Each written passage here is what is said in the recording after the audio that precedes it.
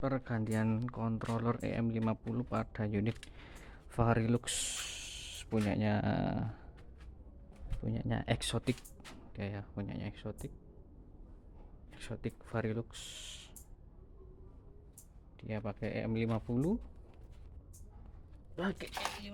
di center lah. EM50 di setting untuk biar agak kuat di tanjakan ya, karena baterainya di 20 Ah. Ini kontrolernya kecil, dia cuma dapat berapa ini ampere, cuma 20 ampere. Kita naikkan di sekitar 25 sampai 28 aja ya.